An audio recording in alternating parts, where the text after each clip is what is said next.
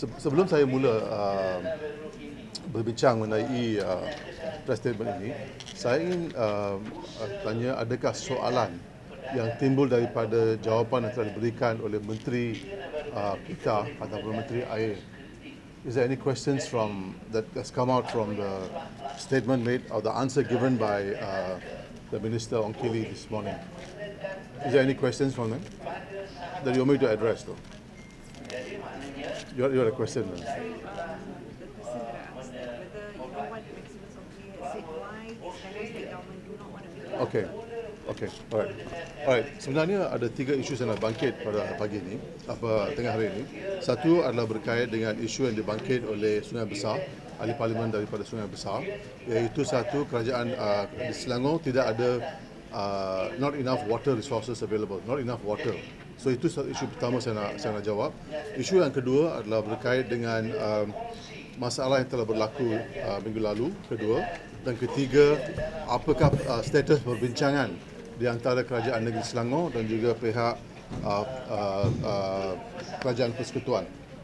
Okay, let me answer the third question first lah, because itulah yang jawab oleh Menteri. And the Menteri mengatakan bahawa bahawa Kerajaan Negeri belum memberi satu offer, penawaran kepada pihak Kerajaan Persekutuan untuk dipertimbangkan. Sebenarnya perbincangan berlaku dan saya ingin memberitahu bahawa semasa let me go back as a background. Let me give you a background a bit, so that you understand the way things flow. Altogether, there were 4 concessionaires in Selangor. 4. 1 Puncak Niaga, kedua Abbas, ketiga Syabas, dan keempat Splash. Okay, there are 4. In the last 2-3 years, Abbas, Puncak Niaga dan juga Syabas telah diambil alih oleh Kerajaan Negeri Selangor dan dibiayai oleh PAB, PAAB, PAB. PAB adalah di bawah Kementerian Kewangan. Dan pengalihan itu dibiayai oleh PAB, PAAB, PAB, right? Dan dibayar 100%. So kalau katakan bahawa take over of Syabas, katakanlah, I'm not sure the number now, but katakan adalah 1 billion. Bayaran 1 billion itu dibuat oleh PAB, iaitu Kerajaan Persekutuan. Okay? Tetapi untuk isu Splash, Kerajaan Persekutuan hanya hendak memberi 60% daripada kos jumlah, bukan 100%. So the federal government only wants to give 60% of the cost of the offer that the Selangor government will make, and not the 100%. So soalan di depan kita ialah, mengapa tukar strategi? Mengapa Kerajaan Persekutuan tukar formula? Dulu for Syabas, for Puncak Niaga dan juga untuk Abbas, 100% payment from PAB di bawah Kementerian Kewangan. Tetapi untuk Splash, mengapa 60%? Mengapa 60%? Adakah ini bermaksud bahawa Kerajaan Persekutuan tidak ada wang untuk membiayai sepenuhnya? This is the question at hand. 60%. Right? Why not 100%? Why not 100%? As you did for Splash, as you did for Abbas, and as you did for other areas. Why? This is the first question that he has to answer. In fact, I stood up to ask the question to the Menteri pagi ini, tetapi Speaker did not give me a chance to raise the question. So the first question that the Minister has to answer is, 1, why only 60% and not 100%, as was extended to Abbas, to Puncak Niaga, as well as to Splash, Abbas and Syabas, the 3 of them. Okay, that's the first point. Isu yang berkait juga, tadi Menteri dalam jawapan beliau mengatakan bahawa that this problem of water disruption will carry on till this issue is over. Now this is very misleading. This is highly misleading. Why is this highly misleading? Because the problem that arose last week has got a lot to do with the maintenance of the treatment plant under Splash.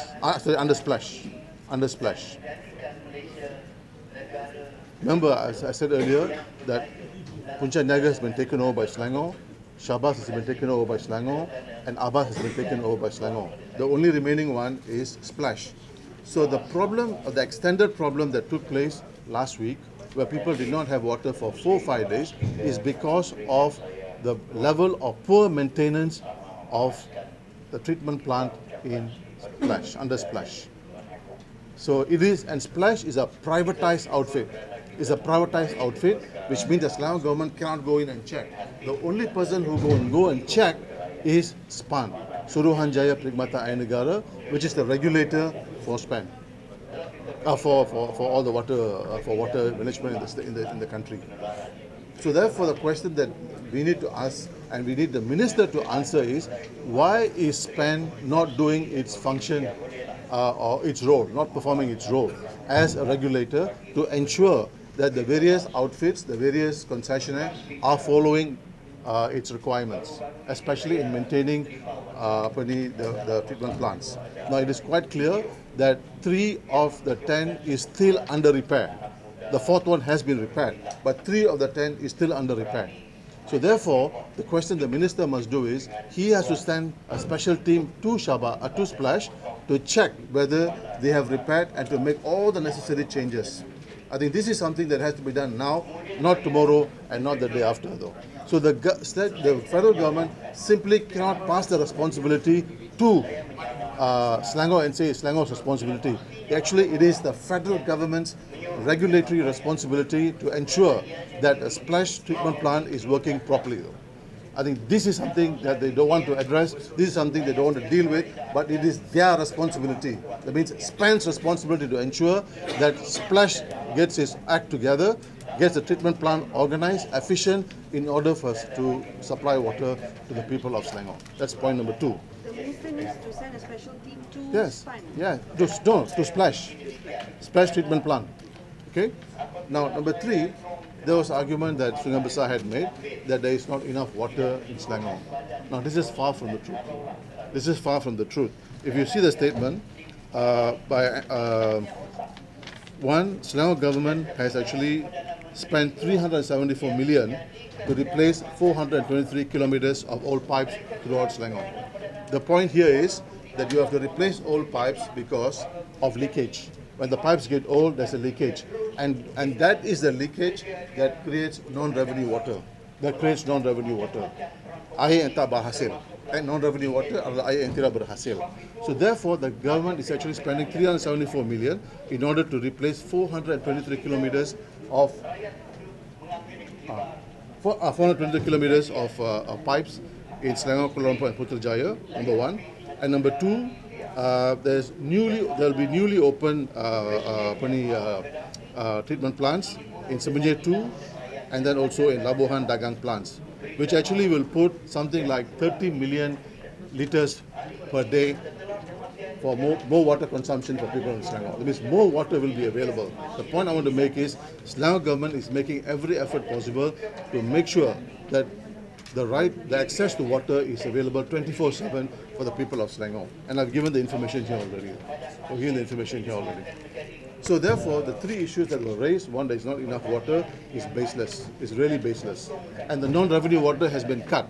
That means it has been reduced from 35%. Where is it?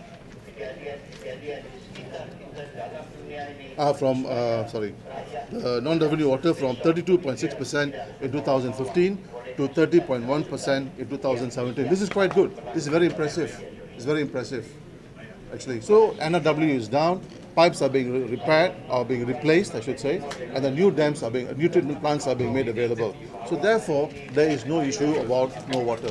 Really, no issue about no water.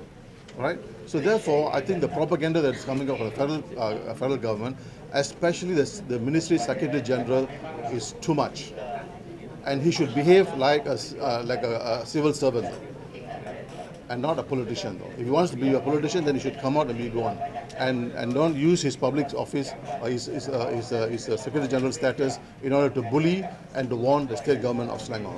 This is really not acceptable. They can, of course they can. But I think SPAN has to answer to the people of Selangor. whether they have sent a team to Splash to ensure that the treatment plants are working and will not have any repair or will not have any problems in treating the water that goes through their plant. Just now the minister said that, why doesn't the state government just give a price and then I think the negotiations are going on. The question is, the state government is saying, you give for the rest of the 3 concessionaires 100%. Why are you giving 60%? And that is because the remaining 40% will become a burden to the people of Selangor. So why should the state government burden the people of Selangor? The prices are already very high. I mean, our food prices are already so high. Because if you increase more debt, you have to pass the debt to the people. That is something the state government wants to avoid. Okay, but then is that why the government doesn't want to leave a price? No, the negotiations are going on. Negotiations are going on. The question is, how much is the federal government willing to pay? Earlier it was 100%. Now it is 60% though. The question is why? Because you don't have the money. Yeah, but there is a price. The issue is how much you're going to pay for it. Because why should the state government of Selangor burden the people of Selangor? It makes no sense. How long has this negotiations been going on? Like I think about 2 years. One more thing, just now the minister also told reporters that if the people of Selangor are smart, they will rotate the DN government and within 1 year they will solve the problem. Do you think this is, they're playing their hand right now? The people of Selangor think that the last week's problem is a sabotage of the federal government. In fact, even in the low-cost houses, 10-story flocks and 10-story floor, people are saying, we understand the problem. It is a sabotage by Prime Minister Najib against the people of Selangor. So whatever the case is, we will still support the people, the government of Selangor, or the Pakatan Harapan government of Selangor. The people are quite clear. It's the Barisan government that's confused. Thank you very much. A lot of people are online. And I need to run to